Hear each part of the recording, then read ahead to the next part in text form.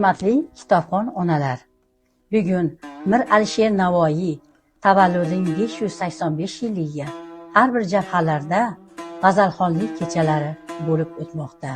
Keling biz ham g'azallardan yod etaylik.